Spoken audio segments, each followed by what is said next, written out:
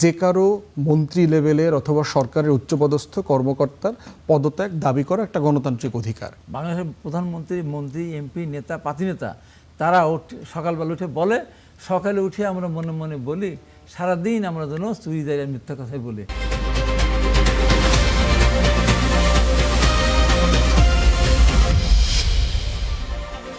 নেতা বদলায়, দল বদলায়, জন্ম নেয় নতুন দল, কিন্তু সাধারণ মানুষের ভাগ্য কি বদলায়? আশ্বাস আর প্রতিশ্রুতির ভিড়ে আমরা খুঁজব বাস্তবতার প্রতিফলন। আমাদের কাছে প্রশ্ন করা, দেশ ও মানুষের স্বার্থে প্রশ্ন করেই যাব। থাকবে মত এবং ভিন্ন মতের শ্রদ্ধা। স্টার নিউজ কড়া আলাপের সঙ্গে শান্তা শার্লিন।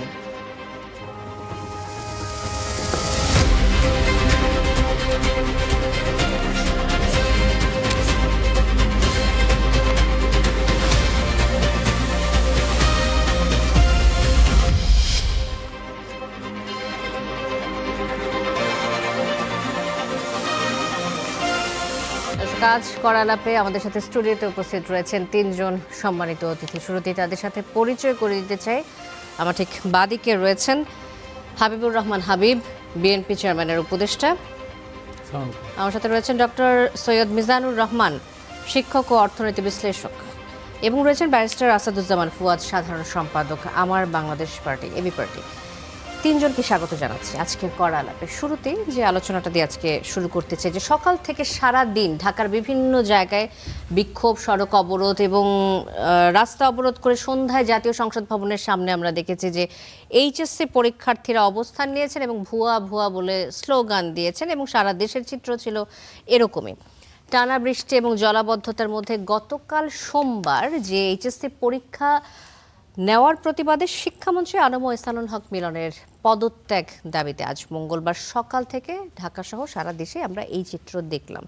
একদিকে জলবায়ু পরিবর্তনের কারণে ভারী বৃষ্টি এবং জলাবদ্ধতা, এবং পরবর্তীতে পরীক্ষা সময় মতো শেষ করতে হবে, এটারও একটা তাগিদ ছিল। সব কিছু মিলিয়ে ব্যারিস্টার আসাদুজ্জামান ফুয়াদ, আপনাকে দিয়ে আলোচনাটা শুরু করব।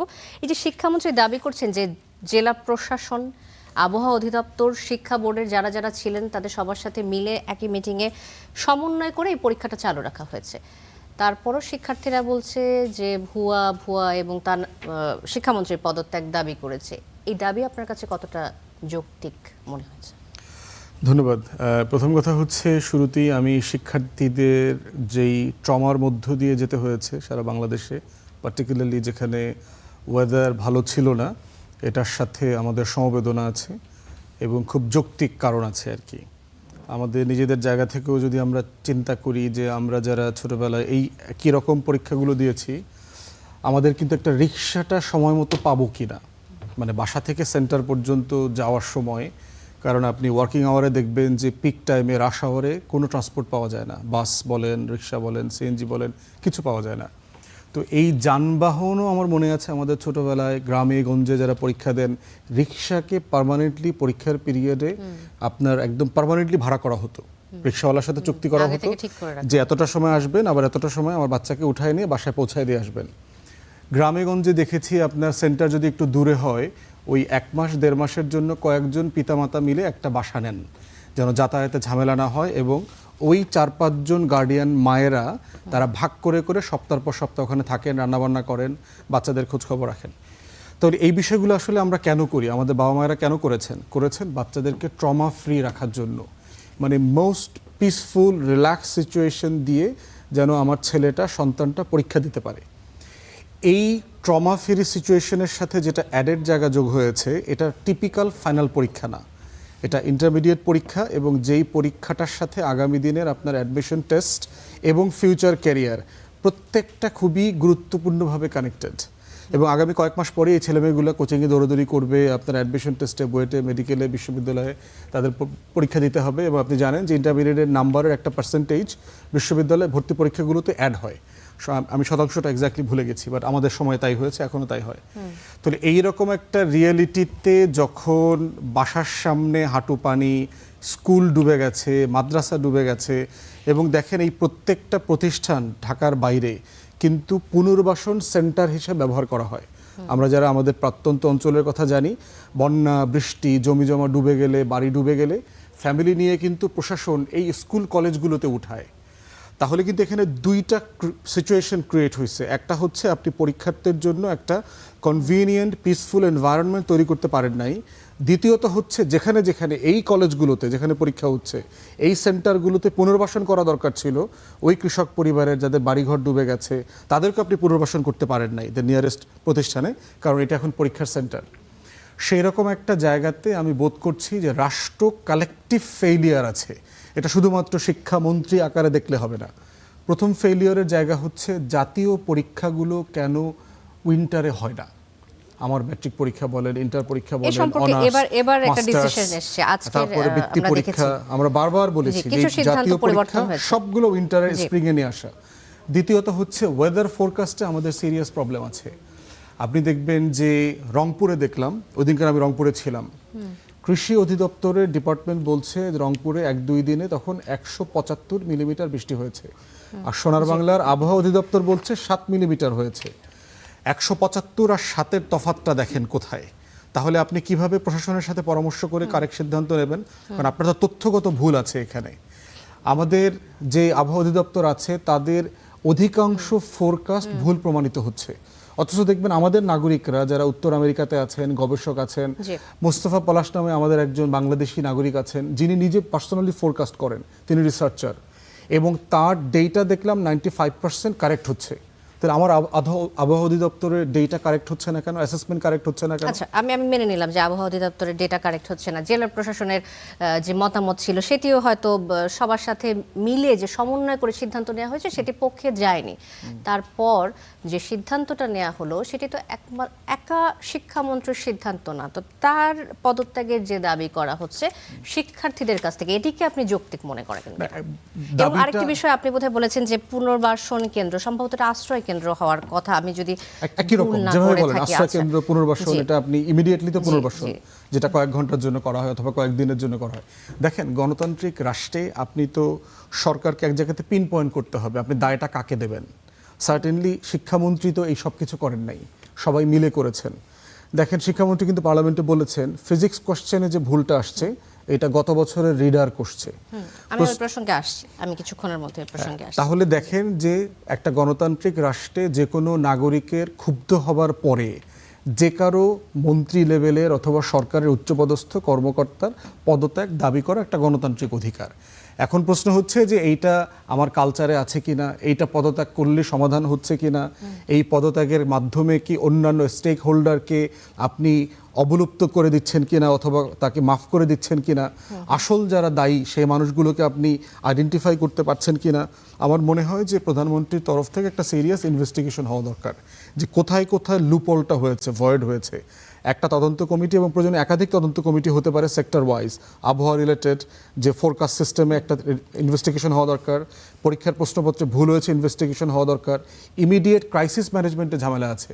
আপনি ধরেন সব কিছু পরামর্শ করেছেন, সাডেনলি একটা ভূমিকম্প হইল 9 রেক্টর স্কেলে, তাহলে কি আপনি আগের পরামর্শে স্টিক থাকবেন না আপনি ইমিডিয়েট ইমার্জেন্সি সিচুয়েশনটাকে বিবেচনায় নিয়ে আপনি সিচুয়েশন ওভারটার্ন করবেন? ধন্যবাদ ব্যারিস্টার আসাদুজ্জামান ফুয়াদ। ডক্টর মিজানুর রহমানের কাছে আসবো আমি। হাবিবুর রহমান হাবিব, আপনার কাছে আসতে চাই। ইমিডিয়েটলি যে এই যে বিষয়টি বললেন ব্যারিস্টার আসাদুজ্জামান ফুয়াদ, হঠাৎ ভূমিকম্প হলে ইমিডিয়েটলি একটা ডিসিশন নিতে হবে, এই ধরনের ইমিডিয়েট ডিসিশন সরকারের পক্ষ থেকে কোনো মন্ত্রী হঠাৎ করে নিতে পারেন কিনা, বিষয়টি যদি একটু ব্যাখ্যা করেন। আপনাকে ধন্যবাদ। আপনার মাধ্যমে স্টার নিউজের সম্মানিত দর্শক শ্রোতাদেরকে আমার সশস্ত্র সালাম, বিজ্ঞ দুজন আলোচককে আমার শুভেচ্ছা। ভূমিকম্প হইতে কত লোকালয় ধ্বংস হয়ে যায়। ভূমিকম্প তো আগের থেকে এখনো ওই ধরনের 7 দিন আগের থেকে যে বৃষ্টিপাতের ব্যাপারটা বলে যায়, 7 দিন আগের থেকে বলে যে এই সময় বৃষ্টি হতে পারে। ভূমিকম্পের ক্ষেত্রে এখনো মনে অতখানি অ্যাকুরেসি আসেনি।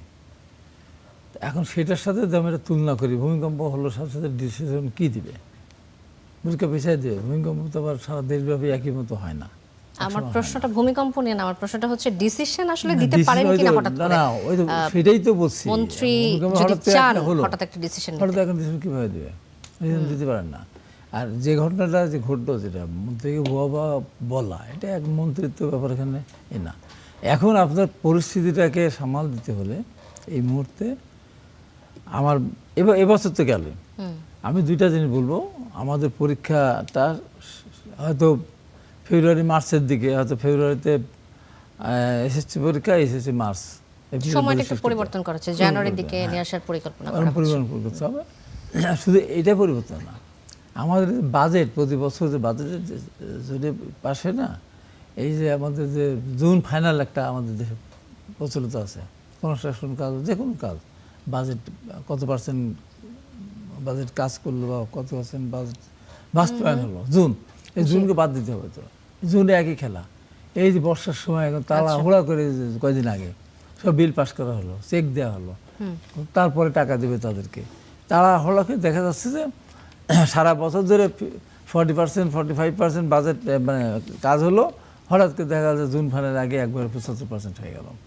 এটাও আমাদেরকে আমাদের বাংলাদেশের পরিবেশ পরিস্থিতির কারণে এই যে আমাদের জুন ফাইনাল বলি যেটা আমরা, এটা জুন থেকে সরিয়ে নিতে হবে, ডিসেম্বর জানুয়ারি করতে হবে। আচ্ছা, তো এই হলো মানে আমাদের যে ভবিষ্যৎ ধরনের মানে আপনি বলছেন সময়সূচি বছরে যেটা করা হয় সময়টা অবশ্যই পরিবর্তন করা প্রয়োজন বলে মনে করছেন। এখন যে আজকে যে ঘটনা করলো, এখন মন্ত্রীকে ভুয়া ভুয়া বলে আমি যে পার্লামেন্টের সামনে যে চারিদিক থেকে সব এসে অবরোধ, তাদেরকে সমাধান আছে?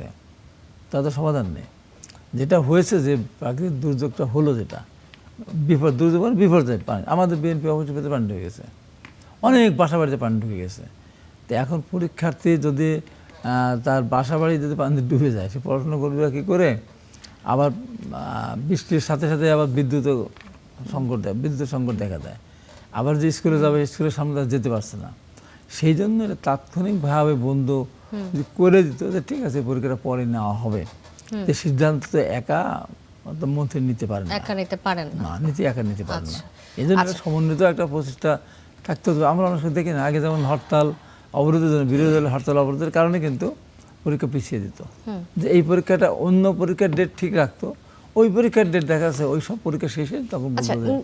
হাবিবুর রহমান হাবিব নিজের বক্তব্যের জন্য দুঃখ প্রকাশ করে শিক্ষামন্ত্রী আনাম এহসানুল হক মিলন বলেছেন যে উচ্চ মাধ্যমিকের পদার্থবিজ্ঞান, হিসাব বিজ্ঞান ও যুক্তিবিদ্যা পরীক্ষা আবার নেয়ার ব্যবস্থা করা যাবে, এমন কথা তিনি বলেছেন আজ। কিন্তু সংসদে শিক্ষামন্ত্রী বলেছেন, গতকাল বলেছেন এটি, যে পদার্থবিজ্ঞানের ভুল প্রশ্নপত্রটি বিগত সরকারের আমলের মডারেটরদের তৈরি। শিক্ষার্থীরা বলছেন সে সরকারে আপনারা 4 মাস ধরে রয়েছেন, 4 মাস থাকার পরও গত সরকারের আমলের যে প্রশ্ন করে রাখা, সেই প্রশ্নের ন্যূনতম তদারকি না করে এই ভুল প্রশ্ন কেন দেয়া হয়েছে? এটি আসলে বারবার বিগত সরকারের উপর কেন দায় চাপানোর চেষ্টা করা হচ্ছে? না, এটা পরীক্ষাটা বিগত সরকারের আমলে হচ্ছে না, পরীক্ষার বর্তমান সরকারের আমলে হচ্ছে। অতএব এটা পরীক্ষার একটা কারেন্ট ইস্যু, পরীক্ষার প্রশ্নপত্রের কারেন্ট ইস্যু। বিগত সরকার প্রশ্ন করে গিয়েছে বলে সেই প্রশ্ন বা সেই নেতা আমি করবো না, আমারটা আমাকে দেখতে হবে। এটা ভুল হয়েছে, এই কাজটা অবশ্যই খেয়াল করা উচিত ছিল।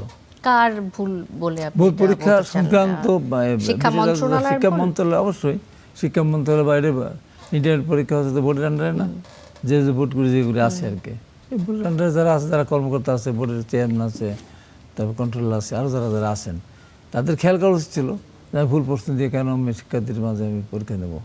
এটা অবশ্যই এর আগে একবার একটা ঘটনা ঘটেছিল, এক সেকেন্ডে বলে, যে ক সেট যখন যে সংক্ষিপ্ত প্রশ্ন যখন আসলো আর কি, না এরকম ক সেট খ সেটের ব্যাপার ছিল। দেখা যায় ক সেটের উত্তর যারা দিয়ে দিয়েছে সবাই তারা অনেক নাম্বার পেয়ে, খ সেট আলাদা সব অল্প নাম্বার পেয়েছে।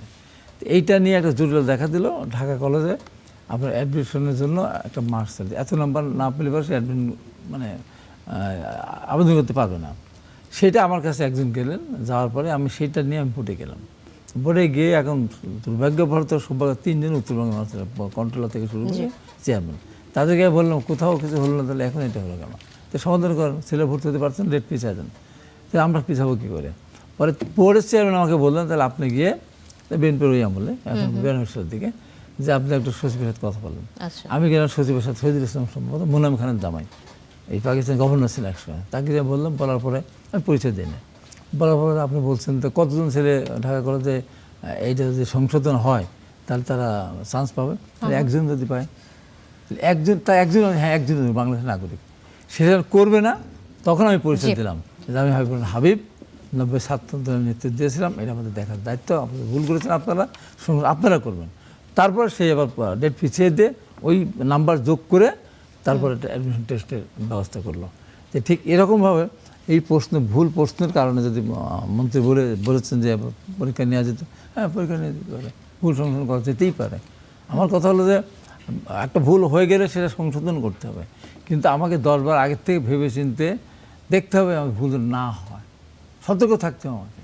তো সেই জন্য আমি বলবো যে ভবিষ্যতে এই ধরনের প্রশ্নের সম্মুখীন, অবস্থার সম্মুখীন এবং আমরা সেই না ভুল হই। হওয়ার পর আসলে আরেক সরকারের উপর দায় চাপানোটা, না, যেখানে আর বর্তমান সরকারের দায়িত্ব সরকার দিয়ে তো রয়েছে। লাভ হবে না। আর সরকারের দায়িত্ব কোনগুলি আছে? এই যে আজকে যে অব্যবস্থাপনা, বৃষ্টিতে পানি ডুবে গেল ঢাকা শহরে, এটা আপনি বলতে পারেন এই সরকারকে দায়ী করা যাবে না। বিগত সরকার দীর্ঘ 20 বছর ধরে অন্য সরকার ছিল, তারা সেটা ব্যবস্থাপনা ঠিকমতো করেনি, কোটি কোটি টাকা এখানে হাজার হাজার কোটি টাকা গিয়েছে, জি। সেটা আপনার সরকার আবারও আসবো আপনার কাছে, কিন্তু আপনি হাবিবুর পরীক্ষা রহমান। নিচ্ছেন এখন আমার বিগত সরকার প্রশ্ন ভুল করে গেছে, সেটা তো আপনি এখন দায় দিতে হবে না, আমাকে সতর্ক থাকতে হবে। ধন্যবাদ হাবিবুর রহমান হাবিব। ডক্টর সৈয়দ মিজানুর রহমান, একদিকে জলবায়ু পরিবর্তনের কারণে ভারী বৃষ্টি ও জলাবদ্ধতায় যে অবস্থা, আমরা সেটি দেখলাম যে সময় মতো পরীক্ষা শেষ করারও একটা তাগিদ ছিল। আপনি শিক্ষক এবং বিশ্লেষক হিসেবে আপনি যদি বিচার করেন যে বা বিশ্লেষণ করেন যে 2-1 দিন পরীক্ষা পিছিয়ে দিলে কি ক্ষতি হতো কিনা, বা পরীক্ষা ব্যবস্থাপনায় বড় ধরনের কোনো পরিবর্তন আসতো কিনা, আবার সেই সাথে এটাও বিবেচ্য বিষয় যে একজন মন্ত্রীর পক্ষে আসলে ইনস্ট্যান্ট কোনো ডিসিশন নেওয়া আসলে সম্ভব হয় কিনা, সবার সাথে কথা বলেই হয়তো ডিসিশনটা নিতে হয়। দুটি ঘটনার সব কিছু মিলে যদি বিশ্লেষণটা জানান আপনার। অনেক ধন্যবাদ। আমি আপনাদেরকে, আমার সম্মানিত দুজন আলোচক আছেন, দেখুন আমি যেহেতু বলেই দিয়েছেন আমি শিক্ষক, আমার কাছে আসলে বৃষ্টির চেয়েও বড় ব্যাপার হচ্ছে তারা এইবারই অনেক দিন পর ফুল সিলেবাসে পরীক্ষা দিচ্ছে। কোভিড এদের উপর দিয়ে গেছে, জুলাই গেছে, আজকে যে ভুয়া ভুয়া বলে কথা উঠছে, এই অশ্রাব্য কথা বলার যে সংস্কৃতি, সেটা তো আমরাই তৈরি করেছি। এই শিশুরা আমাদের কাছ থেকে শিখেছে না। ধরেন আমার অপছন্দ, আমার যেটা মানছি না আমি, সেটাকে অপোজ করার, সেটা নিয়ে কথা বলার জন্যে ভাষার যে সংস্কৃতি থাকে, সংস্কৃতি থেকে তো আপনি শিক্ষাকে আলাদা করতে পারবেন না। অর্থাৎ প্রতিবাদের যে ভাষা, কথা বলার যে ভাষা, মানুষের মনুষ্যত্ব বজায় রেখে সমালোচনা করা, কোনো বিষয়কে সুস্থ করার জন্যে যে স্থিরতা দরকার, সেই ক্রাইসিসে পড়ে গেছি আমরা। যে কারণে সুস্থভাবে সিদ্ধান্ত নেবার জন্যে যে কথা বলার সংস্কৃতি, সেখানে আমাদের পৌঁছাতে হবে। আপনি দেখুন টকশোগুলো থেকে শুরু করে সমস্ত জায়গায় মানুষকে আমরা অপমান অপদস্থ করেই মনে হয় বেশি মজা পাচ্ছি। সেটা শিশুরা শিখে গেছে, কারণ এডুকেশনের অরিজিন হচ্ছে ইমিটেশন। তারা ইমিটেট করে, যে আন্দোলনের সংস্কৃতি, মানে সব কিছুতেই আমরা অনেক অস্থির হয়ে গেছি। এই অস্থিরতাটা যদি না কমে, তাহলে এই সমাধানগুলো কিন্তু আসবে না। যে কারণে আমি বলছি যে এই যে ছেলেমেয়েরা যাদের পরীক্ষা, আমার নিজের সন্তানও এবার এইচএসসি দিচ্ছে, আমি ওর দিকে তাকিয়ে দেখি যে ওর আগের সে যে ক্লাসগুলোতে যে বিষয়গুলো কমপ্লিট করার কথা ছিল, পড়ার কথা ছিল, সে জায়গায় অনেক নড়বড়ে রয়ে গেছে, এবং সে পরীক্ষা দিতে গিয়ে ফুল সিলেবাসে পরীক্ষা দিচ্ছে, এই টেনশনেই তো তার জীবন শেষ। তারপর নানা ধরনের অনিশ্চয়তা আছে। আজকে আমাদের দেশের শিশুদের মধ্যে, বড়দের মধ্যে অসম্ভব রকম তাগিদ ঢুকে গেছে যে এই দেশে থাকা যাবে না, চলে যেতে হবে। তো এই সামগ্রিক অস্থিরতার জিনিসটা বাস্ট আউট হয়েছে। এখন দেখবেন যে টেলিভিশন যে ইন্টারভিউগুলো প্রচার করেছে, কিছু কিছু শিক্ষার্থীরা অকথ্য ভাষায় গালিগালাজ করেছে, আবার কিছু কিছু শিক্ষার্থীরা বোঝার চেষ্টা করেছে, বোঝানোর চেষ্টা করেছে। তার মানে আমরা শিশুদেরকে বা আমাদের যারা দায়িত্বে আছে তাদের কাউকে ঢালাওভাবে দোষারোপ করতে পারি না। আমাদের এখন একটু শান্ত হওয়ার সময়, যে আমরা আসলে অপদস্থ করে নিজেদেরকে নিজেরাই আসলে একটা ট্র্যাপে ফেলে দিচ্ছি। সারা পৃথিবী দেখছে যে আমাদের এখানে সভ্যতার, সংস্কৃতির, কথা বলার, সমালোচনার যে ভাষা, যে অভিব্যক্তি, সেখান থেকে আমরা অনেক দূরে সরে গেছি। তো সেজন্য আমার অনুরোধ থাকবে এই অনুষ্ঠানের মধ্য দিয়ে যে এবার আমরা একটু থামি। আমাদের সমালোচনা থাকবে, দোষ হলে একজন আরেকজনের ঘাড়ে দেব, চলো, এটা তো না। যেমন বিশ্ববিদ্যালয়ে পড়াই আমি, বা শিক্ষা প্রতিষ্ঠান হচ্ছে কারেকশনের জন্য, শিক্ষা প্রতিষ্ঠান কিন্তু শাস্তি দেওয়ার জন্য নয়, শোধরানোর জন্য। তো শোধরানোর জন্য যে সহিষ্ণুতা শিক্ষকের থাকতে হয়, সেটা থাকতে হবে, মন্ত্রী মহোদয়েরও থাকতে হবে। দেশ যারা এখন পরিচালনা করছেন, তারা যখন নিজেরাই জানেন যে 20 বছরের শাসনের মধ্যে অনেক দুঃশাসন ছিল, অনেক ঝামেলা ছিল, তার মানে এই সব কিছু দিয়ে সাফার তো হয়েছে আসলে এই তরুণ, এই শিক্ষার্থীরা, এই নিষ্পাপ শিশুরা যারা এখন বড় হয়েছে। তো সেই জায়গাটায় আমার বলার কথা এইটাই যে এটা নিয়ে আমরা যেন আরেকটু শান্তভাবে, আরেকটু গঠনমূলকভাবে কথা বলি। একটা বিষয় যোগ করি যে শিক্ষামন্ত্রী বলেছেন যে আগামী শিক্ষাবর্ষ থেকে, যেটি বলছিলেন হাবিবুর রহমান হাবিব, যে এসএসসিতে জানুয়ারি এসএসসি জানুয়ারিতে এবং এইচএসসি পরীক্ষা জুনে হওয়ার পরিকল্পনা করা হয়েছে, এই পরিবর্তনকে কিভাবে দেখছেন? দেখুন, পরিবর্তনটা কিন্তু এটা কিন্তু একটা জিনিস আমরা শুনেছি, দুজনই বলেছেন যে একটা তাড়াহুড়া বা একটা তৈরি করা। পরীক্ষার সিজন তো আমরা সারা জীবন শীতকালে জেনে এসেছি, তাই না? আমরা শীতকাল মানেই পরীক্ষার সিজন। এইটা তো আসলে নড়ে চড়ে গেছে নানা কারণে, কোভিডের কারণে নড়ে চড়ে গেছে, আন্দোলনের কারণে গেছে, নানাভাবে গেছে। তো আমার সেই কথাটাই যে এখন একটা কিছু হয়ে গেছে মানে আমরা কি হোপলেস হয়ে যাব, সব অস্থির হয়ে যাব, শুধু সমালোচনা করে যাব? আমাদেরকে গড়ে তোলবার জন্য আমাদের কিছু জিনিস থাকে, ধরেন ক্লাসিক কিছু বিষয় থাকে। আবহাওয়া যখন ফেভারে থাকে পৃথিবীর সব দেশেই সেরকম, যেগুলো শীতের দেশ সেগুলো গ্রীষ্মকালে পরীক্ষা হয়, কারণ সেখানে ওই সময়টা আবহাওয়াটা অনুকূলে থাকে। তো শিশুদের দিকে আমাদের সদয় হতে হবে। শিশুদের দিয়ে রাজনীতি করে আমরা ক্ষমতা নেব, শিশুদেরকে যখন তখন রাস্তায় নামাবো, সেই জায়গা থেকেও তো সরতে হবে, তাদেরকে ঘরে ফেরাতে হবে। জি, ধন্যবাদ ডক্টর সৈয়দ মিজানুর রহমান, ব্যারিস্টার আসাদুজ্জামান ফুয়াদ। শিক্ষামন্ত্রীর একটি অডিও ফাঁস হয়েছে, আমরা যেটি শুনেছি যে পরীক্ষার্থীদের তিনি ফার্মের মুরগি বলে সম্বোধন করেছেন। শিক্ষার্থীরা বেশ ক্ষুব্ধ হয়েছেন এই কথা শুনে, কিন্তু ফাঁস অডিওতে আমরা যদি একটু খেয়াল করি, শিক্ষামন্ত্রী বলেছেন যে আমি মিটিংয়ে বলেছি এরা তো ফার্মের মুরগি, একটু বৃষ্টির পানি মাথায় পড়লে জ্বর চলে আসছে এবং আমার মেয়েরও জ্বর চলে আসে। তিনি তার নিজের মেয়ের কথা বলেছেন, বৃষ্টিতে ভিজে জ্বর এলে পরের দিন তো পরীক্ষা দিতে যেতে পারবে না, এই যুক্তি তিনি তুলে ধরেছেন, যেটি আসলে বৃষ্টিতে পরীক্ষা না নেয়ার পক্ষের যুক্তি বলে মনে হচ্ছে আপাত দৃষ্টিতে। শিক্ষামন্ত্রীর এই বক্তব্যর পরেও শিক্ষার্থীরা কি ভুল বুঝলো, নাকি কোনো মহল শিক্ষার্থীদেরকে ভুল দিকে আসলে প্রভাবিত করার চেষ্টা করেছে বলে আপনার মনে হচ্ছে? একটা বিষয় দেখেন যে যেই বক্তব্যটা একটা প্রাইভেট কনভারসেশনে দিয়েছে, সেটাকে পাবলিক মিটিংয়ের বক্তব্য আকারে ধরে নিয়ে যেই লেভেলে ইনফরমেশন ট্রিগার করেছে, এটা অসুন্দর। কিন্তু মোবাইলের জমানাতে এই সমস্যার ভিতরে আমরা সবাই আছি, এবং এই ধরনের বক্তব্য বিভিন্ন জায়গাতে আমরাও দেখেছি যে সোফাতে বসে কথা বলছি, 2 মিনিট 2.5 মিনিট কনভারসেশন রেকর্ড করে ফেলছে, ফেলে টেলে এখানে প্রচুর কাওয়াজ তৈরি করে ফেলেছে। তো এই জন্য একটা বিষয় হচ্ছে, যে বক্তব্যটা উনি পাবলিকলি বলেন নাই, উনি তো পাবলিকলি আমাদের শিক্ষার্থীদেরকে ব্রয়লারের ফার্মের মুরগি বলেন নাই, তাহলে এইটা ন্যায্য সমালোচনার জায়গা না আর কি, এটা আমি মনে করি না। আমার মনে হয় যৌক্তিক সমালোচনার সরকারের জায়গা হচ্ছে, যেটা মিজান ভাই কারেক্টলি পয়েন্ট আউট করেছেন, যে আমাদের দায়িত্ব হচ্ছে যৌক্তিক সমালোচনার জায়গাটাকে ট্রিগার করে দেওয়া, পয়েন্ট আউট করে দেওয়া, যে আপনি এখন কেন ইমিডিয়েট সিদ্ধান্ত নিলেন না। আপনি বারবার প্রশ্ন করছেন, এখন হাবিব ভাই তো সরকারি দল করে, উনি তো সব উত্তর বলতে পারবে না। কেন মিনিস্টারের মানে ইমিডিয়েট রেসপন্সিবিলিটি অথবা ক্ষমতা নাই? চিটাগংয়ে পরীক্ষা বন্ধ করেছেন, সাসপেন্ড করেছেন না? করেছেন তো, ডিলে হইলেও করেছেন, 2 দিন আগে করলে ভালো হইতো। তো আপনি রংপুরেরটা করলেন না কেন? রংপুরে তো আরও বেশি বৃষ্টি হয়েছে। সিলেটে করলেন না কেন? সিলেট ডুবে গেছে। তাহলে হচ্ছে আপনি ক্ষমতা তো এক্সারসাইজ করছেন দেখতে পাচ্ছি, আপনি রাইট টাইমে কেন করছেন না? 24 ঘন্টা 48 ঘন্টা আগে কেন করছেন না? মানে এটার জন্য আপনার কি এখতিয়ার দরকার ছিল? পারহ্যাপস এই simple phone call to the prime minister. আপনি সর্বোচ্চ কোন এখতিয়ার আর দরকার?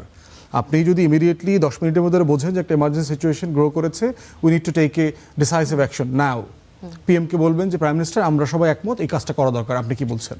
প্রাইম মিনিস্টারকে বলবে যে না, এটা করা যাবে না, অথবা আপনারা যেটা ভালো বুঝছেন ওটা করা উচিত না, আমি আলাদা একটা ওপিনিয়ন দিব, কিছুই হইতো না। প্রাইম মিনিস্টার বলতে ঠিক আছে, আপনারা যেটা ভালো মনে করেন সেটাই করেন। এটাই হয় হাউ দ্য ক্যাবিনেট ওয়ার্কস।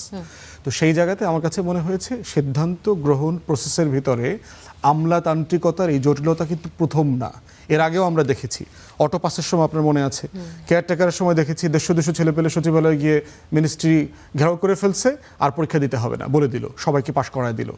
তাহলে এই ন্যায্যতার জায়গাগুলো শিক্ষার্থীদেরকে যেভাবে বুঝতে হবে, বুঝাইতে হবে, আবার সরকারের দায়বদ্ধতা ভুলের জায়গাগুলো পয়েন্ট আউট করতে হবে।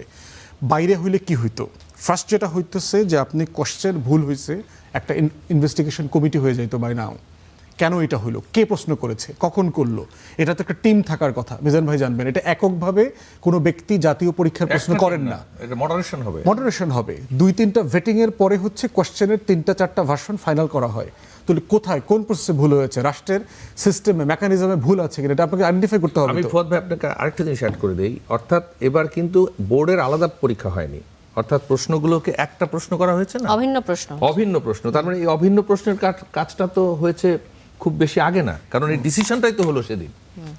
অভিন্ন প্রশ্ন। জি। তো সেই জন্য প্রত্যেকটা জায়গায় আসলে রাইটলি বলেছেন যে প্রত্যেকটা জায়গায় শুধরানোর জায়গা ছিল। তাহলে এই জন্য হচ্ছে ফার্স্ট ইনভেস্টিগেশন কমিটি যেটা তো করে ফেলতো যে আমার ফিজিক্সের কোয়েশ্চেনের ব্যাপারে আমরা যেই ভুলটা হয়েছে, যুক্তিবিদ্যা বলেন, হিসাব বিজ্ঞান বলেন, আমি কমিটি করে দিয়েছি, কমিটি 3 দিন 7 দিন 10 দিনের ভিতর রিপোর্ট দেবে, এই রিপোর্ট আমরা পার্লামেন্টে বলবো। দ্বিতীয়ত কথায় কথায় গিয়ে এই যে এমন একটা দুর্যোগপূর্ণ অবস্থার পরে শিক্ষার্থীদের অবশ্যই অনেক কষ্ট হয়েছে পরীক্ষা কেন্দ্রে যেতে, অবশ্যই সেটি আমরা স্বীকার করে নিচ্ছি এবং আমরা দেখছি সারা দিন ধরে, কিন্তু তারপরে কথায় কথায় গিয়ে এই যে হঠাৎ করে পদত্যাগের দাবি তোলা এবং রাজনৈতিক বিষয়ে সংশ্লিষ্ট হয়ে যাওয়া, এই বিষয়টাকে আপনি কি অন্যভাবে দেখেন? না, আমি দেখি না, এটা স্বাভাবিক প্রসেস। বিজন ভাই কারেক্টলি পয়েন্ট আউট করেছেন যে আপনি একটা জেনারেশনকে যখন লম্বা সময় ফ্যাসিবাদের মতো একটা শাসন ব্যবস্থার মধ্যে রাখবেন যেখানে সে নিজেকে ভেন্টিলেট করতে পারে না, একটা হচ্ছে রাষ্ট্রীয় ফ্যাসিবাদ, আমাদের সমাজ কাঠামোর ভিতরে কিন্তু ফ্যাসিবাদ আছে। আমাদের অলমোস্ট প্রত্যেকটা টিচার স্কুল কলেজ বিশ্ববিদ্যালয়ে ফ্যাসিস্ট। তারা সমালোচনা প্রশ্ন নিতে পারে না, তারা দ্বিমত এন্টারটেইন করেন না, তারা ব্যাট দিয়ে পিটান, তারা ছেলেমেয়েদেরকে বকাঝকা করেন কন্টিনিউয়াসলি, মানে বংশ, বাপ মা, কী শিখছো না শিখছো, বাড়িতে কেউ নাই, মানে দেখবেন হেন কোনো আন্ডারএস্টিমেশন নাই যেটা এই শিক্ষা পদ্ধতির মধ্যে নাই। এই যে কাঠামোগত ফ্যাসিবাদ আছে আমাদের সমাজের জায়গাতে, এগুলোকে যদি অ্যাড্রেস করা না শেখেন, এই জায়গাটায় যেহেতু শিক্ষকদের নিয়ে বলছেন, আমি আপনাকে কমপ্লিমেন্ট করি।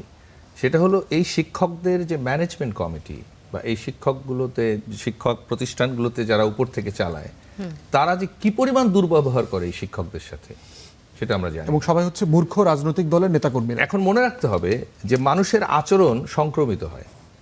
এখন 5 মিনিটের মধ্যে আমরা 3 জন ঝগড়াঝাটি করে চেয়ার টেবিল উড়িয়ে দিতে পারি, কিন্তু আমরা যদি শান্ত হয়ে কথা বলা শিখি তাহলে চলবে সেইভাবে, তাই না?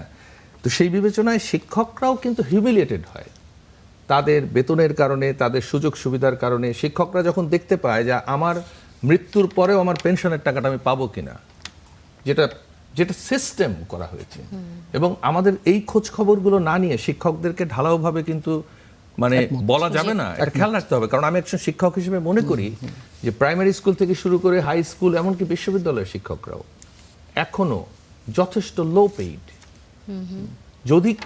যদি শুধু শিক্ষকতাই করতে চায়, আজকে কেন শিক্ষকদের মধ্যে অনেক ধান্দাবাজ লোক তৈরি হয়েছে, চালাক লোক তৈরি হয়েছে? আচ্ছা, কারণ কি মনে রাখবেন, চালাক লোক যদি শিক্ষক হয় অথবা শিক্ষক যদি চালাক হয়ে ওঠে, তাহলে ওই সমাজের পতন আটকানোর আর কোনো সুযোগ নেই। সেই অবস্থার মধ্যে আমরা এখন পড়েছি। ধন্যবাদ ডক্টর সৈয়দ মিজানুর রহমান। হাবিবুর যেটা আমি রহমান হাবিব, একটু শেষ করে ফেলি, হ্যাঁ, জি। তাহলে যেখানে ছিলাম সেটা হচ্ছে এই যে কাঠামোগত জায়গাতে আছে যে যারা, এবং বাবা মাও দেখবেন একটা ফ্যাসিস্ট আচরণ করে আমাদের ফ্যামিলিগুলোতে, ছেলেমেয়েদের মতামত নেয় না, শোনে না, তোকে মেডিকেল পড়তে হবে, তুই ইঞ্জিনিয়ার হবি, তুই উকিল হবি, মানে আমার ইচ্ছা আছে কিনা, আমি ভালো পেইন্ট করতে পারি, আমি ভালো ফুটবল খেলি, আমি ভালো গান গাই, মানে এটা যে একটা মেধা, এটার উপরে তো জিপিএ 5 নাই। মানে এই যে কাঠামোগতভাবে সমাজের বিভিন্ন জায়গায় বাচ্চাদেরকে, ইয়াংদেরকে, আমরা তো এই সাপ্রেশনের মধ্য দিয়ে বড় হয়েছে কিন্তু সবাই, আমরা বড় হয়েছে, কিন্তু এই জেনারেশন আসলে কি সাপ্রেশন আছে কিনা, বা অনেক সময় আমরা দেখি যে এখন অপিনিয়ন দেওয়ার ক্ষমতা রাখে তারা, এবং কিছু বদলেছে, এবং বদলেছে হচ্ছে প্রতিবাদ আকারে বদলেছে, যেহেতু মোবাইলের কারণে প্রতিবাদ আকারে, বেয়াদবি আকারে বদলেছে, আচরণ আকারে বদলাচ্ছে না, এটা আচরণ ম্যানার আকারে বদলাইতে হবে। অতএব এই কাঠামোগত জায়গায় যদি আপনি না করেন, ধরুন ইংল্যান্ডে আমি স্কুলে কলেজে কাজ করেছি, সেখানে প্রতিবাদ করা প্রাইমারি স্কুলে শেখানো হয়, কারিকুলাম, যে আজকে একটা নিউজ আসছে, ধরো এই স্কুলটা শাটডাউন করে দেবে, এখন তুমি কি করবা? তো ছেলেমেয়েরা সব ঘাবড়ায় গেছে, বলে যে অফকোর্স আমাকে তো প্রোটেস্ট করতে হবে। কি করতে হবে? কিভাবে ব্যানার করতে হবে, কিভাবে ফেস্টুন করতে হবে, ফেস্টুনে কি লেখা থাকবে, আমরা কি করব, স্কুলের সামনে কোথায় দাঁড়াবো, কি করা যাবে কি করা যাবে না, লোকাল ইনস্টিটিউশনে গিয়ে স্মারকলিপি দিতে হবে। এই পুরো গণতান্ত্রিক প্রতিবাদের সাথে তাকে ছোটবেলা থেকে পরিচয় করানো হচ্ছে। আপনি তো আমাকে পরিচয় করাচ্ছেন কিসের সাথে? মারপিটের সাথে, চাঁদাবাজির সাথে। আপনি কেন ছাত্রদলকে আজকে রাস্তায় নামাইলেন? প্রয়োজন ছিল? আপনি শিক্ষার্থীরা প্রতিবাদ করছে, তারা তো যে কারণে ন্যায্য কারণে করছে, যেটাকে আপনি সরকারিভাবে প্রশাসনিকভাবে করবেন। ছাত্রদলকে কেন রাস্তায় নামাইলেন? কি বলছে ছাত্রদলের? তারেক রহমান সংসদে, ছাত্রদল রাজপথে। কি মেসেজ দিচ্ছেন? এই রাজনীতি, মানে এই যে আপনি ক্ষমতার, আপনি যে মাসল প্লে করতেছেন, এই মাসল প্লে হাসিনা করে ধরা খাইছে না? আপনি এখন এই প্রসেসে কেন গেলেন? ছাত্রলীগ তো লাঠি নিয়ে নামতো, ছাত্রদল কি তা করেছে? আপনি শিক্ষার্থীদের এই ইস্যুতে রাষ্ট্রের সাথে তার লেনদেন, এটা তো বিএনপি দলের সাথে তার কোনো লেনদেন না। তো এই প্রতিবাদটা কার সাথে? রাষ্ট্রের সাথে, তো রাষ্ট্র আমার সাথে বোঝাপড়া করবে, সরকার বোঝাপড়া করবে, ছাত্র দলের ছেলেমেয়েদেরকে কেন ডিল করতে হবে? ধন্যবাদ, অতএব ব্যারিস্টার। এই কাঠামোগত জায়গায় এবং আবহাওয়ার ব্যাপারে ইনভেস্টিগেশন হওয়া দরকার। যাদের কাছ থেকে আপনি পরামর্শ নিচ্ছেন, রাইট অ্যাডভাইস আপনি পাচ্ছেন কিনা? জি, Otherwise আপনি ধন্যবাদ সিদ্ধান্ত নিতে ধন্যবাদ পারবেন না। ব্যারিস্টার আসাদুজ্জামান ফুয়াদ। যে দুটি বিষয় উঠে এসেছে হাবিবুর রহমান হাবিব, আবহাওয়ার বিষয়টি যেটি বারবারই বলছেন, যে পয়েন্ট আউট করছেন যে আমাদের দেশের আবহাওয়া অধিদপ্তরের যে পর্যবেক্ষণ বেশিরভাগ সময়ে এই ফোরকাস্টগুলো আসলে ঠিক হয় না, সঠিক হয় না, এবং সেই সাথে ছাত্র দলের রাস্তায় নামার বিষয়টি অ্যাড্রেস করেছেন ব্যারিস্টার আসাদুজ্জামান ফুয়াদ। এই বিষয়ে আপনার মন্তব্য জানতে চাই। আমি প্রথমটা বলি আবার ব্যাপারটা, আগের দিনে কৃষকরা মনে করতো যে এই দিন বৃষ্টি হবে, এই সময় বৃষ্টি হবে, এই সময় ধান বুনতে হবে, এই সময় নিয়ে দিতে হবে, ওরা নিজেরাই আবহাওয়াবিদ ছিল।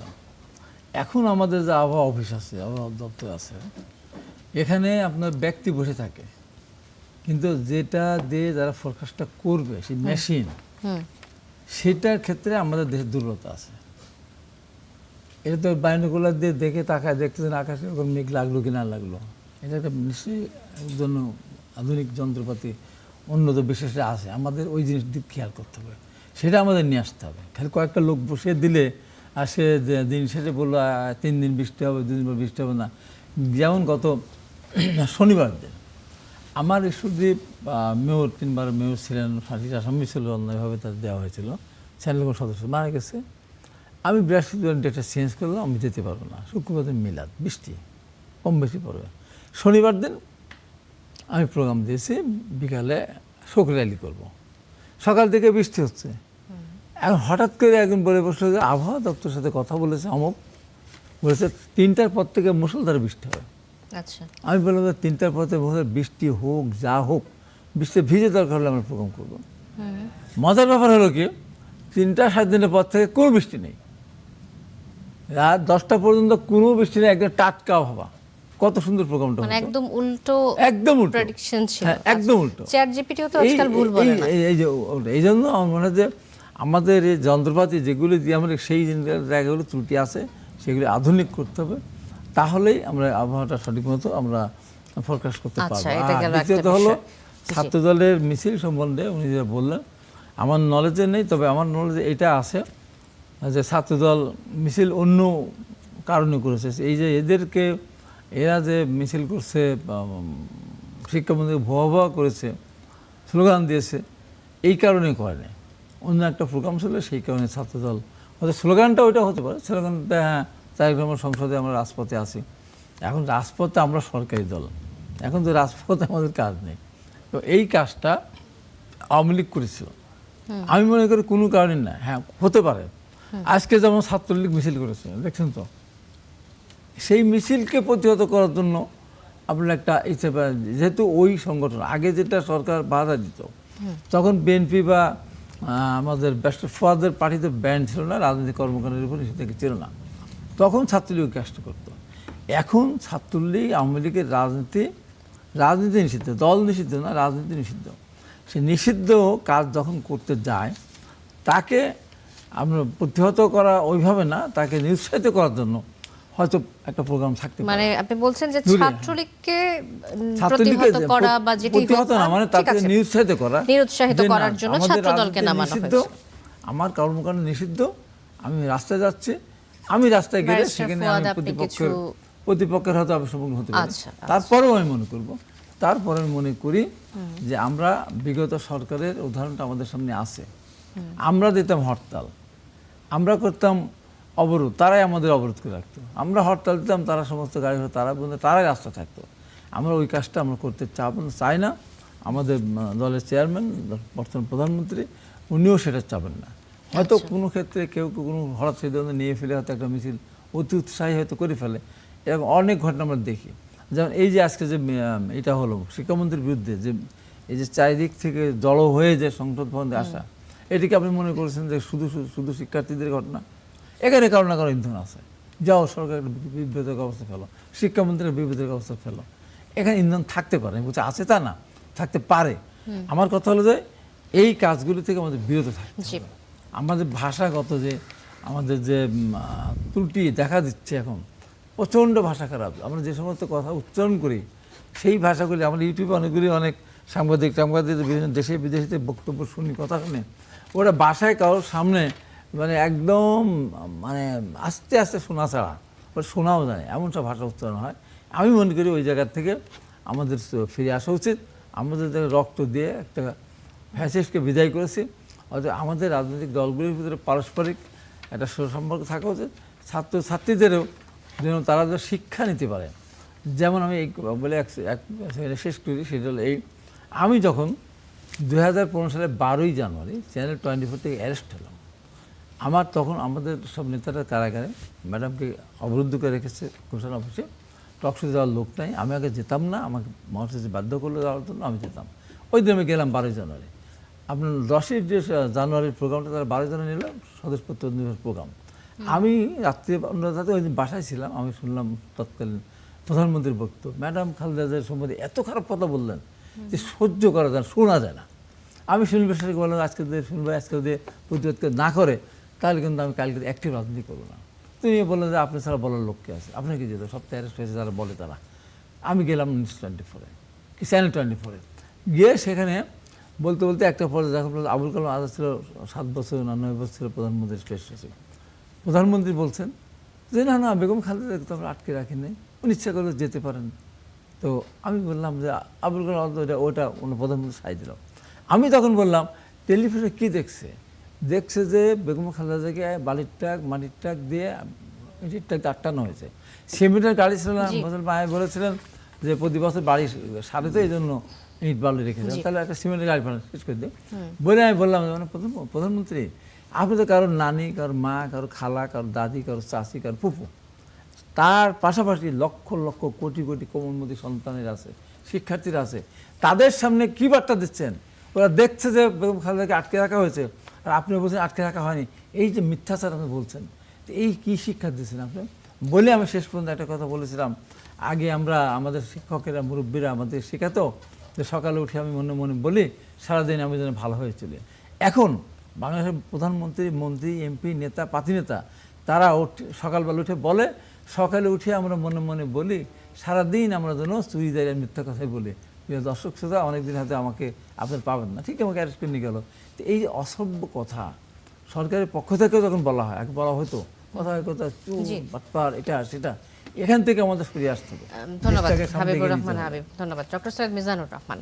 জাতীয় সংসদে আইনমন্ত্রী বলেছেন যে অন্ন, বস্ত্র, বাসস্থান, শিক্ষা এবং চিকিৎসা সংবিধান অনুযায়ী, বাংলাদেশের সংবিধান অনুযায়ী মৌলিক অধিকার নয়, বরং এগুলো হচ্ছে রাষ্ট্র পরিচালনার মূল নীতি।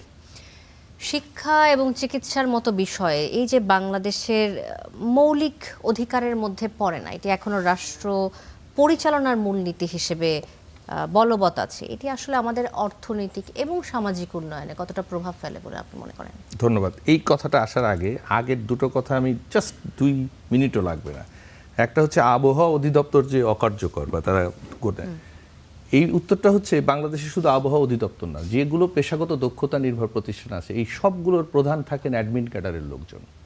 বাংলাদেশের কোনো অধিদপ্তর যেগুলো পেশাগত উন্নতি হতে হয়, তো আপনার টপে বস যদি বসে থাকে অ্যাডমিন ক্যাডারের, ওখানে যদি উনি লাঠি ঘোরায় তাহলে পেশাগত উন্নয়ন কোথাও হবে না। যে কারণে আপনি বিসিকে যান, যেখানে যান বাংলাদেশে, যেগুলো পেশাগত উন্নয়নের জন্য যে সমস্ত অধিদপ্তর বা যা কিছু হয়েছে, এই জায়গাটা সরকারের নজর দিতে হবে।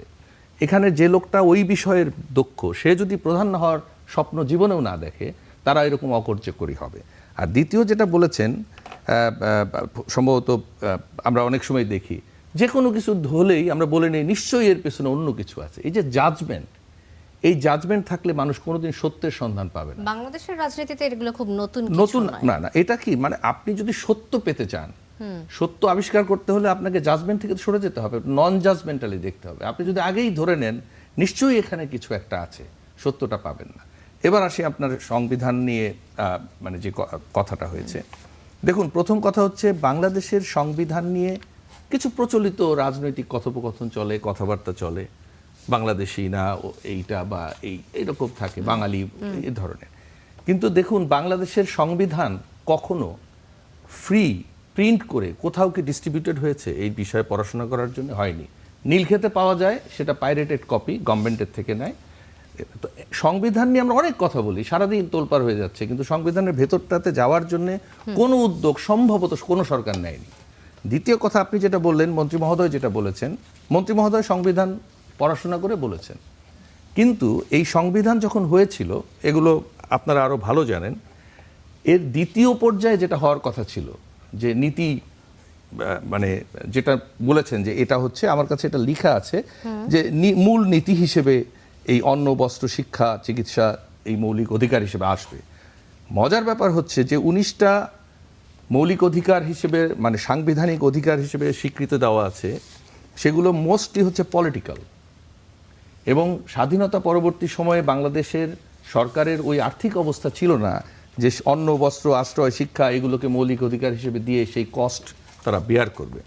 কিন্তু এখনো কি আছে? না, শুনুন, মধ্য আয়ের দেশ হওয়ার জন্য আমরা তোলপাড় হয়ে গেলাম, অনেক কিছু হলো।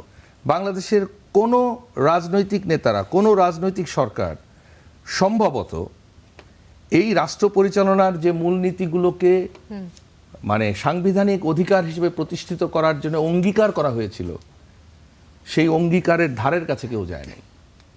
না গিয়ে এখন এসে আমরা এটা বলছি, কিন্তু এর মাঝখানে, এই এতগুলো বছরের মাঝখানের অর্থনৈতিক মুক্তির মূল ইন্ডিকেটরই হবে যে এইগুলো হবে মৌলিক অধিকার। এখন এগুলো যখনই সরকার মৌলিক অধিকার করবেন, তখন সেইগুলো তো ফুলফিল করতে হবে। সেটা করার ক্ষেত্রে যে প্যারাডক্সিক্যাল সিচুয়েশনটা আছে, প্রথম হলো এটা এক ধরনের ওয়াদা ভঙ্গ সাধারণ মানুষের সাথে করা হয়েছে। অর্থাৎ সেই সংবিধান রচনার পরে এই মূল নীতিগুলোকে, সংবিধানের নীতি যেগুলো বলছি, যেটা আজকে বলেছেন, সেগুলোকে করা হয়নি। দ্বিতীয় হচ্ছে রাষ্ট্রের যে মনোপলি, মানে কার ওয়াদা ভঙ্গ করা? জনগণের সাথে। জনগণের সাথে রাষ্ট্র পরিচালনায় যারা নিয়োজিত ছিলেন, আচ্ছা, কখনো পরিবর্তন করেননি তারা, এটি ওয়াদা ভঙ্গ করা। কারণ কি, এইটা যখনই কোন সরকার এটাকে কেন, কিন্তু আমার প্রশ্নটা হচ্ছে বাংলাদেশের যে অবস্থা, অর্থনৈতিক অবস্থা এবং সামাজিক অবস্থা, সেটিকে আসলে সক্ষম কিনা এই ওয়াদা। এটাই তো প্যারাডক্স। সেটা যদি করার ক্ষেত্রে মধ্য আয়ের দেশ তো আমি ঘোষণা করেছি, তার কিন্তু আমার এই নীতিটাকে আমি যে সাংবিধানিক অধিকার হিসেবে প্রতিষ্ঠা করবো, সেখানে নজর দেইনি। কারণ সেখানে নজর না দিয়ে বরং উল্টো কিছু কাজ করেছি। সেটা হলো রাষ্ট্রকে আমরা অনেক জায়গায় মুনাফা করতে উদ্বুদ্ধ করেছি। রাষ্ট্র যদি মুনাফাখোর হয়, তাহলে জনগণ থেকে বিচ্ছিন্ন হবে। কেন রাষ্ট্রের সাথে জনগণের সংঘাতটা হয় এত বারবার? কারণ হচ্ছে রাষ্ট্রের মনোপলি হবে কস্ট টু কস্ট, অর্থাৎ যেটা ব্যয় হবে মঙ্গল, সব মানুষের জন্য সেবা, সেটা বিদ্যুৎ হতে পারে, সেটা গ্যাস হতে পারে, সমস্ত কিছু হবে। কিন্তু সেখানে এইগুলো পরিচালনার সাথে যারা জড়িত, তারা কিন্তু নানা ধরনের লুণ্ঠনমূলক ব্যয় এবং দুর্নীতির ভিতর দিয়ে এই মুনাফাটা খরচ করে, বা রাষ্ট্রের মুনাফাটা বা রাষ্ট্রের যা আয় ব্যয়ের হিসাব, তার যে ব্যালেন্সটা, সেটা দিয়েই তো এই অন্ন, বস্ত্র, শিক্ষা, চিকিৎসা এই মৌলিক অধিকার হিসেবে প্রতিষ্ঠিত করার জন্য মানুষ অপেক্ষা করেছিল। কিন্তু সেই জায়গাটা করা হয়নি। আমি জানি না কোন সরকারই সেটা করতে পারেনি। জি, ধন্যবাদ ডক্টর। মানে ওটা যেখানে ছিল সেখানে মিজানুর রেখেছে, রহমান। এখন এসে এত বছর পর আমরা বলছি যে এগুলো তো মৌলিক অধিকার না। জি, ধন্যবাদ এটা rightly ডক্টর বলেছেন। মিজানুর রহমান, রাইটলি বলেছেন, কিন্তু আসলে তাই। রাইটলি বলেছেন, কিন্তু এই সময়ের মাঝখানে যারা এই দেশের দায়িত্ব নিয়েছিলেন, জনগণের দায়িত্ব নিয়েছিলেন, তাদের সাথে ওয়াদা ভঙ্গ করেছে। আচ্ছা, ব্যারিস্টার আসাদুজ্জামান ফুয়াদ, আপনার কাছে আসতে চাই। এই সরকার কি যে কথাগুলো বলা হচ্ছে, অন্ন, বস্ত্র, বাসস্থান, শিক্ষা, চিকিৎসা, যে বিষয়গুলোকে আমরা বইয়ের পাতায় হয়তো মৌলিক অধিকার সম্পর্কে জানি, কিন্তু আমাদের সংবিধানের পাতায় সেটি নেই, এই সরকার কি পারবে সেটিকে সংবিধানের পাতায় মৌলিক অধিকার হিসেবে ডিক্লেয়ার করতে? না, পারবে না, কেউই পারে নাই এবং পারার আগ্রহও নাই, যেটা বিজান ভাই কারেক্টলি বলেছেন। 70-এর নির্বাচনে আওয়ামী লীগের একটা বিখ্যাত পোস্টার ছিল আপনার, সোনার বাংলা শ্মশান কেন। সেখানে পূর্ব পাকিস্তান এবং পশ্চিম পাকিস্তানের বাজেট বরাদ্দ এবং বিভিন্ন জিনিসের দাম, যেমন চালের দাম কেজি প্রতি পশ্চিম পাকিস্তানে কত, পূর্ব পাকিস্তানে কত, সোনার ভরি পশ্চিম পাকিস্তানে কত, পূর্ব পাকিস্তানে কত, রাজস্ব, আয় ব্যয়, উন্নয়ন, আয় ব্যয়, এরকম বিভিন্ন জিনিসকে তারা আইটেমাইজ করে 10টা টপিক নিয়ে বলেছিল যে বাংলাদেশকে কীভাবে অর্থনৈতিকভাবে বঞ্চিত করা হচ্ছে, পূর্ব পাকিস্তানকে। এখানকার ডেটা ম্যানিপুলেশন আছে, মিথ্যাচার আছে এখানে। বাট এটাই কিন্তু আওয়ামী লীগকে বিজয়ী করেছে নির্বাচনে। এবং এটার সাথে যদি আপনি স্বাধীনতার ঘোষণাপত্রটা পড়েন, যেটা 71 সালের 17ই এপ্রিল পাঠ করেছেন আমাদের অস্থায়ী সরকার, সেখানে আইডিয়াটা কি ছিল, মানে আমি কেন তালাকনামাটা দিচ্ছি, আমার পূর্ব পাকিস্তান পশ্চিম পাকিস্তানের সাথে সম্পর্ক কেটে দিচ্ছে কেন, সেখানে মোদ্দা দাবিটা ছিল বৈষম্য। এবং দেখেন সেই বৈষম্য চলতে চলতে চলতে চলতে সেটা 24-এর তরুণদেরও দাবিতে পরিণত হয়েছে, কোটা না মেধা, বৈষম্যের আলাপ আসছে। এবং একই আলাপগুলো বারবার করে দেখবেন, যেই সকল ছাত্রনেতারা সেই 69-70-এ এই আলাপগুলো তুলছিলেন, তারা কিন্তু দুই দলেই বিভিন্ন সময় লম্বা সময় মন্ত্রী ছিলেন। তাহলে আপনি ছাত্র জীবনে ছাত্র রাজনীতি করেছেন, এই বিষয়গুলো নিয়ে কথা বলেছেন, আপনি যখন দায়িত্ব পেলেন আপনি কেন এগুলো অ্যাড্রেস করলেন না, ডিল করলেন না? মিজান ভাই কারেক্টলি পয়েন্ট আউট করেছেন, আমাদের এখন বছরে আয় নাকি মানে ব্যক্তিপ্রতি এখন $3,000। তাহলে আমি যদি ন্যূনতম আমার মাইক্রো ফ্যামিলি ধরি, তাহলে আমার $12,000 ইনকাম হয়, 15-16 লক্ষ টাকা। তাহলে 15-16 লক্ষ টাকা কি আসলে আমার আয় উপার্জন আছে কিনা? তাহলে এই যে ক্যাপিটালিস্ট প্রসেসের মধ্য দিয়ে আমার প্যারিটি দেখানো হচ্ছে, এই প্যারিটি তো কারেক্ট না। বাংলাদেশে আপনি যদি প্রান্তিক অঞ্চলে যান, এই দেশের 70% লোক এখনও 17th সেঞ্চুরিতে বাস করে, 18th সেঞ্চুরিতে বাস করে। আবার এই সোনার বাংলাতেই এমন এমন ঈশ্বরের পল্লী, ভদ্রপল্লী আছে যেখানে মানুষগুলো 2026 সালে ওয়াশিংটন, লন্ডনে লাইফ লিড করেন। এই লেভেলের প্যারিটি এই সমাজে বাস করছে, আছে। তাহলে এখন কনস্টিটিউশনালি আর্টিকেল 15 এই কথা বলা আছে, সত্য যে these are fundamental principles of state policy, কিন্তু ওখানে তো বলে দেওয়া আছে যে স্টেট উইল আন্ডারটেক মেজার্স, যে ইকোনমিক গ্রোথটা এমনভাবে করবে গ্র্যাজুয়ালি যেন এই জিনিসগুলো এনশিওর করা হয়। আমরা রিভিউ করেছি কিনা, আমরা এই কাজটা করতে পারছি কিনা, আমরা যে বাজেট সেশন এটা নিয়ে করলাম, কোনো কথাই বলি 2026-এর জুলাইতে আমরা আছি, বাজেট দেখলাম আমরা। আপনার মনে হয় এই সরকার কি আগাতে পারবে এই বিষয়টিতে, নাকি আসলে আমরা বেশ কয়েকটি কার্ডের কথা এটা দেখেছি? বিষয়টা এটা মাইন্ডে নাই, এই যে এটা কাঠামোগতভাবে এটা আমার সরকারের কাঠামোর চিন্তায় নাই। আমি ভাবনাতে একটু বলি দেখেন, মাননীয় মন্ত্রী মহোদয় বলেছেন যে এগুলো জি সাংবিধানিক শেষের দিকে অধিকার রয়েছে, নয়, শেষের দিকে কিন্তু রয়েছে। কোনটা সাংবিধানিক অধিকার সেটা কিন্তু বলেননি। অর্থাৎ বাংলাদেশের মানুষ কি জানে যে সাংবিধানিক অধিকার এই 19টা বা এটা, সেটাও তো জানে না। এই আমার মনে হয় লিটারেসিটা খুব আইনমন্ত্রীর জরুরি। বক্তব্যে অ্যাট লিস্ট এটা জানা গেছে, অনেকের It's a অনেকের political জ্ঞাতার্থে fraud। চলে এসেছে। বিষয় হচ্ছে আপনি সবকিছু যদি কিতাব দিয়ে জাজ করেন না, তাহলে মানুষের অধিকার আর থাকবে না। সংবিধান দিয়েই কিন্তু ফ্যাসিবাদ কায়েম হয়েছে বাংলাদেশে হাসিনার নেতৃত্বে। অতএব সংবিধানের রেফারেন্সে না গিয়ে যেটা দরকার ছিল, পলিটিক্যাল প্লেজ নিয়ে কথা বলা ছিল, যে আমার স্বাধীনতার ঘোষণাপত্রে কি লেখা ছিল, আমার 5 সালা 10 সালা 20 সালা যে কর্মপরিকল্পনা সেটা রিভিউ করছে কিনা, আমি আর্টিকেল 15-এর কত শতাংশ বাস্তবায়ন করতে পারলাম না, সেই ব্যাপারে দেখবেন যে কোনো অ্যাপ্রাইজাল নাই। বাংলাদেশে ফান্ডামেন্টাল ফ্রড হচ্ছে এদেশে বাজেট আমলারা করে, পলিটিশিয়ানরা করে না। যাকে আপনি জনপ্রতিনিধি বলছেন তাকে দিয়ে শুধু স্ট্যাম্প করাচ্ছেন। মিজান ভাই জানে বাজেট কেমনে হয়। তাহলে যার কোনো ম্যান্ডেট নাই সে বাজেট করছে, তার তো আর্টিকেল 15-এর কোনো অব্লিগেশন নাই জবাবদিহিতার। তাহলে আপনি এমন লোক বাজেটে হ্যাঁ না বলছে, তার এন্টায়ারলি মানে ধরুন 80-90% এমপিরা তো বাজেটই বোঝে না। আপনি পুরো বাজেট সেশন দেখেন, কয়জন সিরিয়াসলি বাজেট নিয়ে আলাপ করেছেন। অতএব সেই জায়গাতে মাননীয় আইনমন্ত্রী এটা সিরিয়াসলি অন্য বাজেটকে কেন্দ্র করে এই প্রশ্নের উত্তর দেওয়ার দরকার ছিল। দেখুন, বাজেটের প্রসঙ্গে জাস্ট আপনার সময় না থাকলে এটা শুনতে হবে, কারণ শিক্ষার সাথে জড়িত।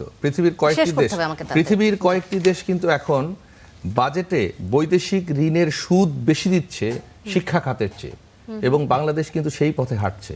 অর্থাৎ একদিন দিন আসবে, যদি আমরা এখানে পরিবর্তন না হই, বাজেটে দেখবেন শিক্ষা খাতের চেয়ে বেশি ব্যয় হচ্ছে বৈদেশিক ঋণ শোধ করতে গিয়ে।